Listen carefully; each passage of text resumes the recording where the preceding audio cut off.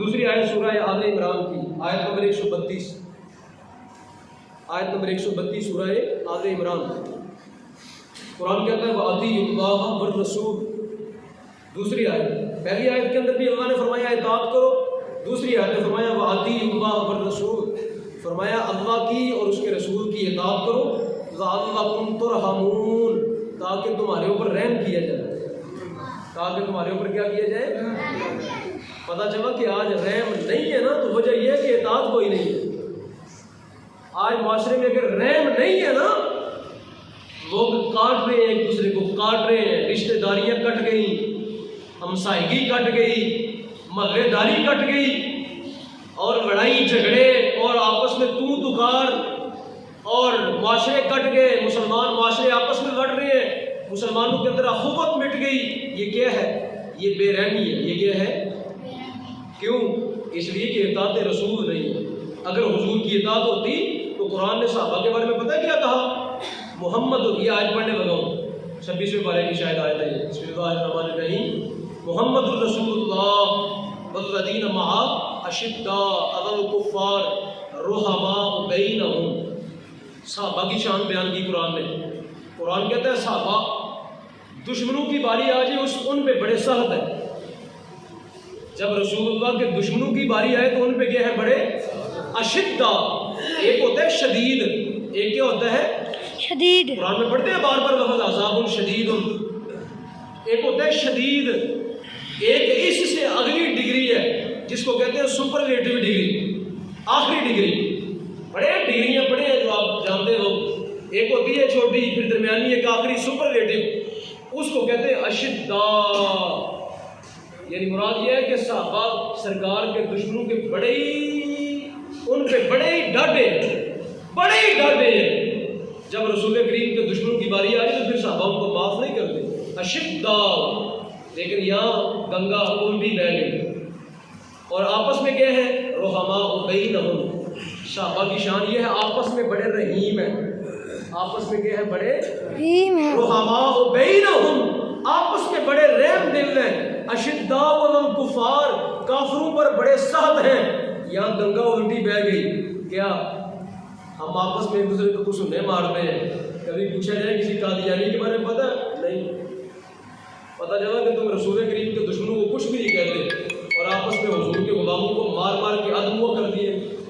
क्यों? कोई अपने भाई को थप्पड़ मार रहा है विरासत के मसले पे, कोई अपनी भरजाइयों से लड़ रहा है, बादियों से, कोई माऊ से लड़ रहा है, कोई अपने अब्बे से लड़ रहा है, कोई अपने भतीजे से लड़ रहा है, कोई अपने भांजे से लड़ रहा है, कोई खाला से लड़ रहा है, कोई फूफी के साथ किसी की लड़ाई है, किसी की हमसाये के साथ लड़ाई है, किसी के महल्लेदार के साथ लड़ाई है। और यार तुम्हें रसूल करीम के गुलाम ही मिले लड़ने के लिए? ये सारे कलमा गो है ना, सारे क्या है? तो जो कलमा गो है वो रसूलुल्लाह का क्या है? गुलाम है। तो तुम्हें लड़ने के लिए मुस्तफा के गुलाम ही मिले? तुम्हें लड़ने के लिए कोई सिख, यहूदी, ईसाई, कोई कादियानी, कोई गुस्ताख रसूल नहीं मिला? सहाबा की शान ये है कि वो आपस में रहीम है, आपस में क्या है?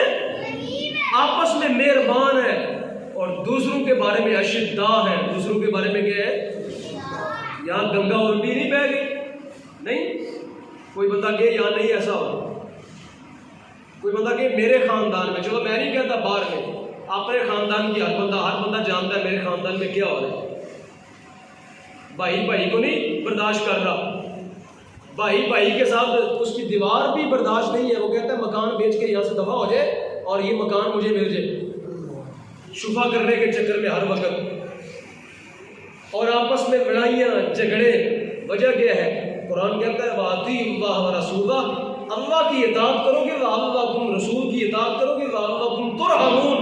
फरमाया रहम तब किया जाएगा, अगर नहीं करोगे तो तुम माशरे से रहम खींच लिया जाएगा। माशरे से क्या किया जाएगा? मेरा माशरा इस वक्त रहम से खाली है, रहम से खाली है। दरअसल अगर बेरहमी ना होती तो ये तहसील ऑफिस में जाएं, डीसी ऑफिस में जाएं, कचहरी में जाएं, थाने में जाएं, आपके 14 दफा रोशन हो जाए। कोई बंदा रजिस्ट्री कराने जाए अपने प्लाट की, वापस आएगा तो हार्ट अटैक होने का खतरा होता है। अगर रहम होता वहाँ माशरे में तो बंदा इतनी आसानी के साथ वहाँ से जो है ना, वो इतनी सख्ती के साथ बंदा वहाँ बद्दुआएं देता वापस ना आता। जो बंदा एक बार मकान की रजिस्ट्री कराता है, फिर वो काफ़ी हो जाता है उसको। पता चला कि माशरे में रहम कोई नहीं है। कल मैं मस्जिद की रजिस्ट्री करा दिया, ये मस्जिद की, इस मस्जिद की वो पीछे 5 मिनट की जगह जहाँ वुजूगा बनी है, वुजूगा उस जगह की मैंने रजिस्ट्री करवानी थी। मैं अपनी आप बीती बता रहा हूँ। जब वहाँ से मैं निकला ना, तो मेरे वो जो बाहर उसका खड़ा था चौकीदार, उसने मेरे हाथ में ऐसे ऐसे किया, कहता साढ़ा हिस्सा भी दे दो। हालांकि मैं सारी फीसें दे के, बैंक की फीस दी, जो उनकी सरकारी फीस दी, वो सारी फीसें देने के बाद मैं निकला, तो मेरे हाथ में ऐसे करके ना कहता मगर साड़ी फीस। मैं क्या मस्जिद का काम, कहता ऐसे ही तो खाना। ये मस्जिद के साथ ये मामला है, तो आम बंदों के साथ क्या होता होगा? पता चला माशरे में रहम कोई नहीं है, बेरहमी है माशरे के अंदर। इसे माशरा बेरहमी की तरफ जो है ना, इतना तेजी के साथ जा रहा है, इतना तेजी के साथ जा रहा है कि कोई काम बगैर रिश्वत के नहीं होता। फरमाया अल्लाह की इताअत करोगे, रसूलुल्लाह की इताअत करोगे, लअल्लकुम तुरहमून, फरमाया माशरे में तब रहम किया जाएगा। और सरकार दो आलम का फरमान है, नबी करीम अलैहिस्सलाम ने फरमाया, ये इनकम टैक्स के महकमे वगैरह की हदीस है। एक सरकार दो आलम, इनकम टैक्स जिन लोगों को वास्ता पड़ता है वो जानते हैं वहाँ क्या क्या क्या पकता है वहाँ, या क्या बीतती है वहाँ। सरकार दो आलम ने फरमाया, इनकम टैक्स के बारे में हदीस मुस्तफ़ा है। नबी करीम अलैहिस्सलाम ने उनके बारे में सरकार दो जहां ने फरमाया इनके दिल बड़े सख्त होंगे, इनके दिल बड़े सख्त होंगे, और ये माशरे के अंदर बड़ी अफरा तफरी फैलेगी। आज मेरे माशरे के अंदर यही कुछ हो रहा है। रहम नहीं है, रहम माशरे के अंदर नहीं है, चूंकि रसूलुल्लाह की इताअत नहीं है। और आपको पता है सबसे बड़ा मसला किसका है? सबसे बड़ा मसला इबादत की कबूलियत के अंदर कौन सी चीज़ है बुनियादी? रिज़्क़ का हलाल होना। नमाज पढ़ी भी कोई फ़ायदा नहीं देगी अगर आपका रिज़्क़ हलाल का नहीं है। तो शामिल मोहतरम, अगर माशरे के अंदर आराम रिज़्क़ की फरावानी हो जाए, आराम फरावानी हो जाए, तो फिर इबादत के अंदर से लज़्ज़त उठा ली जाती है। आज हमारी इबादत के अंदर कितनी लज़्ज़त है। नमाज पढ़ के भी खुदा की कसम दिल मुतमईन नहीं होता, सच्ची बात आपको है। नमाज पढ़ के भी हमारे दिल मुतमईन नहीं है, चूंकि माशरे के अंदर हराम की फरावानी है, माशरे के अंदर मुहर्रमात की फरावानी है। और ये वो कौम है जो कहती है हम हुजूर का मिलाद मनाते हैं। सरकार दो आलम का मिलाद मना के बेरहमी तुम्हारे अंदर से क्यों नहीं निकली? सरकार का मिलाद मना के बददियांती क्यों नहीं निकली तुम्हारे अंदर से? सरकार का मिलाद तुमने मनाया, लेकिन उसके बाद रिश्वतखोरी क्यों खत्म नहीं हुई?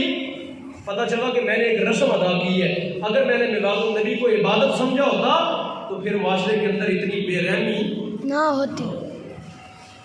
तो कुरान कहता है रसूल करीम की इताअत करो ताकि अल्लाह तुम पे रहम करे। अल्लाह तुम पे क्या करे? रहम करे। तीसरी आयत समाप्त।